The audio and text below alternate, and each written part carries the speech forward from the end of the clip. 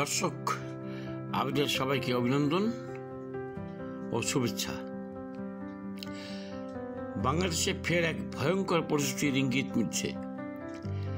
2024 জুলাইয়ের তথাকথিত আন্দোলনের সময়কার সেনাবাহিনীর 15 জন পদস্থ কর্মকর্তার বিরুদ্ধে মানবতা বিরোধী তথা হত্যা নির্যাতনের অভিযোগে আন্তর্জাতিক অপরাধ আদালতে ICT মামলা দায়ের করা হয়েছে।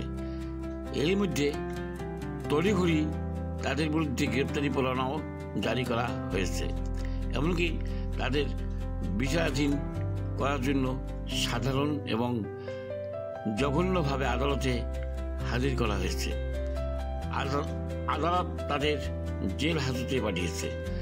তথাকথিত আন্তর্জাতিক অপরাধ ট্রাইব্যুনাল ICTকে দেশ বিদেশের বহু বিশ্লেষকই জঙ্গি জামাত নিয়ন্ত্রিত ক্যাঙ্গারু কোর্ট হিসেবে আখ্যায়িত করেছেন। এমনটি বলছিলেন অ্যাডভোকেট নিজুম মজুমদার। এই ট্রাইব্যুনালের প্রসিকিউটর তাজুল ইসলাম যে পদ্ধতিতে দেশের স্বাধীনতা ও সার্বভৌম রক্ষাকারী পদস্থ সামরিক কর্মকর্তাদের যেভাবে বিচার প্রক্রিয়া শুরু করছে, তাতে বিচারের নামে রাজনৈতিক প্রতিরোধের নজির তৈরি হচ্ছে।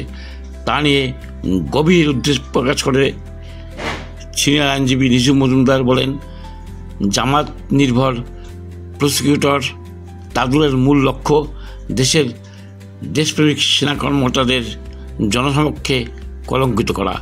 এই পদক্ষেপ নিছক বিচার নয়, এটি একটি পরিকল্পিত ফাঁদ।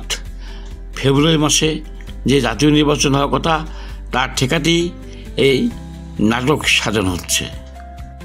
নিজুম মজুমদার আরও দাবি করেন, ISI ঘনিষ্ঠ ভয়ঙ্কর জঙ্গি নেটওয়ার্ক ইতিমধ্যে সক্রিয় এবং তা শুধু রাজনৈতিক অস্থিরতা নয়, বাংলাদেশে হিন্দু ও ইসকন সম্প্রদায়ের উপর নতুন করে ব্যাপক হামলার প্রস্তুতি নিচ্ছে। তিনি বলেন, যে চক্রটি গত জুলাই মাসের আন্দোলনে দেশের বিভিন্ন স্থানে নাশকতা চালিয়েছিল, তারা এখন নতুন রূপে ফিরে আসছে। সেই লক্ষ্যে বাংলাদেশের অভ্যন্তরীণ পরিস্থিতি এমনভাবে ঘোলাটে করা হচ্ছে যাতে আন্তর্জাতিক মহলের মনোযোগ নির্বাচনের দিক থেকে সরে গিয়ে নিরাপত্তা সংকটের দিকে চলে যায়।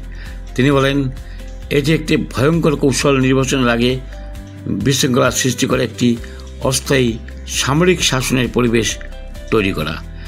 তার এই ভিডিও বার্তায় বাংলাদেশের মানুষকে আগাম সতর্ক থাকার আহ্বান জানিয়েছেন এবং সত্য ও সাহসের সাথে ওদের সকল চক্রান্তকে প্রতিহত করার আহ্বান জানিয়েছেন। বিশ্লেষকরা মনে করেন, এই সতর্কতা কেবল ব্যক্তিগত মত নয়, বরং বাংলাদেশের ভেতরে ও বাইরে সক্রিয় শক্তিগুলির পরবর্তী পদক্ষেপের ইঙ্গিত হতে পারে। পরিস্থিতি এখন এমন পর্যায়ে পৌঁছেছে যেখানে রাজনৈতিক বিভাজনের পাশাপাশি ধর্মীয় বিভাজনকেও উস্কে দেওয়ার চেষ্টা চলছে।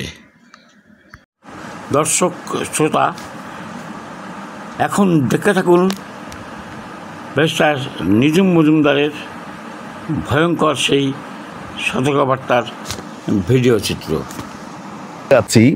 সেই জায়গার সাথে আজকের আমার বক্তব্যের কিছুটা মিল আছে বা সংযোগ আছে। আমার সামনে আমি পরিষ্কারভাবে দেখতে পাচ্ছি যে ইহুদিদের অত্যন্ত পবিত্র একটি ধর্মীয়, তারা যেখানে প্রার্থনা করেন, সিনেগগ ঠিক আমার সামনে আমি দেখতে পাচ্ছি। এবং সিনেগগটি আমি একটু দেখাই, আমার মনে হয় এটি ঠিক হবে। এই যে আমার সামনে সিনেগগটি রয়েছে, এই যে দেখতে পাচ্ছেন, এটি সিনেগগ। এবং একই সাথে তাদের আরেকটি উপাসনালয় এখানে আছে, বাসার মতো দেখতে, বাট এটি তাদের একটি উপাসনালয়।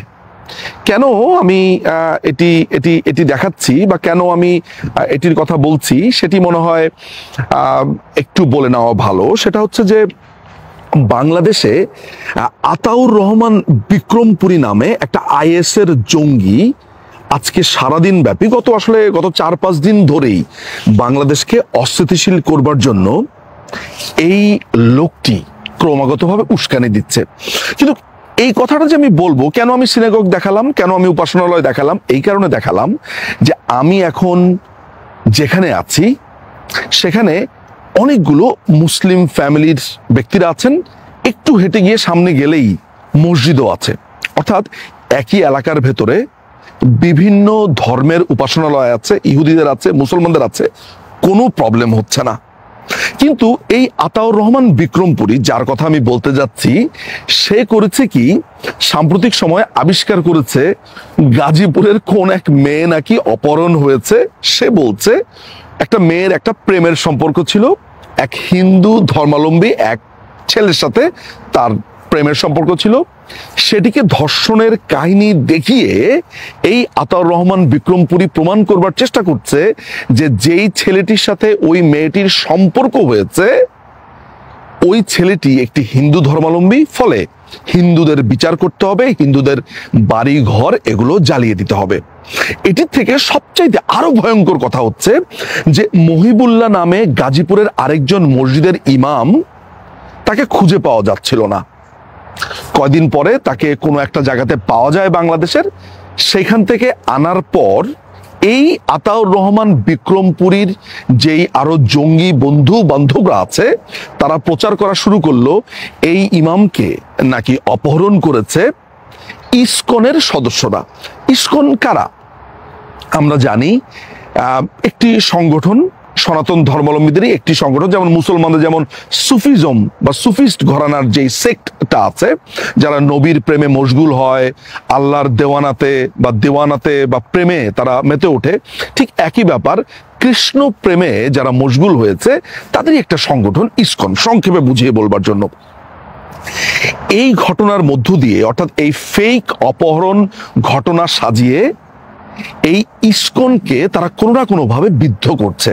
তারা দাবি তুলেছে যে বাংলাদেশে ইসকন নামে কোনো সংগঠন থাকতে পারবে না।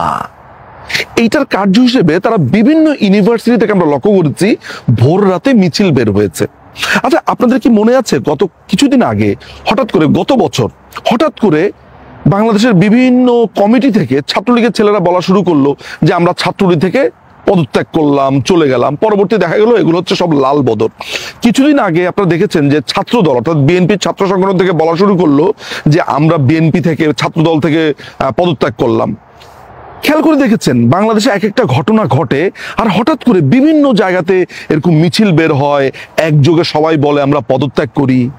এই প্রত্যেকটি জিনিসকে সংগঠিত করে জামাত শিবির। আপনি যত রকমের জঙ্গি দেখেন, এই যে আমি এনায়েতুর রহমান, এই আতাউর রহমান বিক্রমপুরীর কথা বলছি, এত কিছু বলছি, এই সব কিছু মিলে রসুনের গোড়াটা এক জায়গাতে। এই আতাউর রহমান বিক্রমপুরী আজকে কুমিল্লার লালমাইয়ে বেলা 2টার সময়, বাংলাদেশ সময় ইতিমধ্যে হয়ে গেছে, এখন যেহেতু নিউ ইয়র্কে সকাল, বাংলাদেশে এখন অনেক রাত, তারা পুরো বাংলাদেশে আগুন জ্বালাতে চায়। তারা বাংলাদেশে হিন্দুদের উপরে এক ধরনের টর্চার করে এমন একটা ঘটনা তৈরি করতে চায় যেই ঘটনা দিয়ে আপনি বলতে পারবেন যে বাংলাদেশে এখন অরাজক অবস্থা, বাংলাদেশে এখন কোনো টিলেকশন কিচ্ছু হবে না। এনসিপির হঠাৎ করে শাপলা চাওয়া, তারপরে বাংলাদেশের বিভিন্ন জায়গাতে হঠাৎ করে আগুন লাগা, এই আতাউর রহমান বিক্রমপুরী কোনো কথা নাই, বার্তা নাই।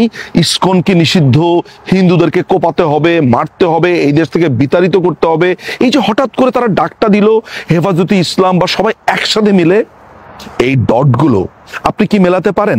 আমি আপনাকে আরেকটা ডট মেলাবার গল্প বলছি। সেটা হচ্ছে এই আতাউর রহমান বিক্রমপুরী যখন 32 নম্বরকে ভেঙে দেয় এই মৌলবাদী টোকাই জঙ্গিরা, তখন এই আতাউর রহমান বিক্রমপুরী আইএসের একটা পতাকা এই 32 নম্বরের উপরে সে গিয়ে লাগিয়ে দেয়। এই হচ্ছে সেই আতাউর রহমান বিক্রমপুরী। আপনারা নিশ্চয়ই এই ইনসেটে তার ছবি দেখতে পাচ্ছেন, তার চেহারাটা দেখলেই বুঝবেন সে ঠিক কোন ঘরানার বা কোন জায়গা থেকে সে এসেছে। সুতরাং বাংলাদেশে আমার কাছে গত 2-3 দিন ধরেই নানান জায়গা থেকে আমার কাছে বলা হচ্ছে, তথ্য দেওয়া হচ্ছে যে ভাই, ইসকনকে কেন্দ্র করে, হিন্দুদেরকে কেন্দ্র করে বাংলাদেশে একটা বড় ধরনের ব্লাড বাথ হয়ে যেতে পারে, একটা গণহত্যা বার্তা হয়ে যেতে পারে, বাংলাদেশকে এমন একটা জায়গাতে নিয়ে যাওয়া হতে পারে যেন ইন্ডিয়াকে বা ভারতকে বারবার উস্কানি দেওয়া হয়, ভারতের কথা বলা হয়, এবং বাংলাদেশে হিন্দুদেরকে অত্যাচারের মধ্য দিয়ে ভারতের বিরুদ্ধেও যুদ্ধ ঘোষণার ডাক আসতে পারে। আমরা কি দেখলাম? আজকে দেখলাম যে পুলিশের একজন অফিসার, সাজ্জাদ আলী নামে এক পুলিশ অফিসার, সে বলছে সে ভারতের বিরুদ্ধে যুদ্ধ করবে।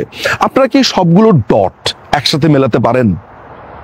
এই নিউ ইয়র্কে দাঁড়িয়ে আছি, একদিকে যেমন মুসলিম পরিবার, এখানে বেশ কিছু ঘর, বেশ কিছু মানুষ, এই যেই জায়গাতে দাঁড়িয়ে আছি পেছনেই হচ্ছে ইহুদিদের উপাসনালয়, সামনেই হচ্ছে একটা মসজিদ। এখানে কিন্তু কেউ বলছে না যে ইহুদিদেরকে তাড়িয়ে দিতে হবে, মুসলিমদেরকে তাড়িয়ে দিতে হবে। কি একটা অদ্ভুত না? এইখানেও মুসলিম, বাংলাদেশেও এই লোকগুলো নিজেকে মুসলিম দাবি করে।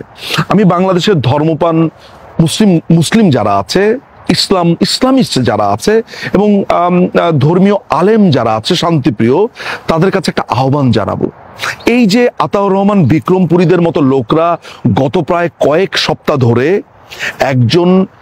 একটা প্রেমের ঘটনাকে ধর্ষণ বলে চালিয়ে দিচ্ছে, কিংবা একজন মসজিদের ইমাম অপহরণ হয়েছে বলে সেটি ইসকনের উপরে চাপিয়ে দিতে চাইছে, সেটির কারণ কি, বা সেটির ব্যাপারে এই যে দাঙ্গা লাগাবার চেষ্টা, আপনি কি প্রতিবাদ করেছেন?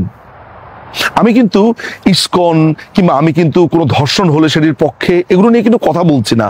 বলছি এই আতাউর রহমান বিক্রমপুরীদের ইন্টেনশন নিয়ে। হঠাৎ করে কোনো কথা নাই, বার্তা নাই, তারা ইসকন নিষিদ্ধ, হিন্দুদেরকে মারো কাটো, এই দেশ থেকে তাড়িয়ে দাও, এই প্রত্যেকটি ঘটনা নির্দেশ করে যে একটা বড় ধরনের ঘটনা বাংলাদেশে ঘটাবার পায়তারা করছে। আমার কাছে স্পষ্ট যে সংবাদটি আছে সেটি হচ্ছে, বাংলাদেশে এই মুহূর্তে যে 15 জন সেনা অফিসারকে আদালতে হাজির করা হয়েছে, তাদের ট্রায়ালের নামে যে ক্যাঙ্গারু তাজুলের ট্রায়াল তৈরি করা হয়েছে, এই পুরো জায়গাটা থেকে দৃষ্টি যাতে সরিয়ে নেওয়া হয়, ইলেকশনে যাতে একটা কেওয়াজ লাগানো যায়, এই সমস্ত কিছু মিলেই এই চেষ্টা চলছে। আমি নিশ্চিত বাংলাদেশের মানুষ এগুলো নিয়ে ভাববে এবং এই ষড়যন্ত্র রুখে দেবে।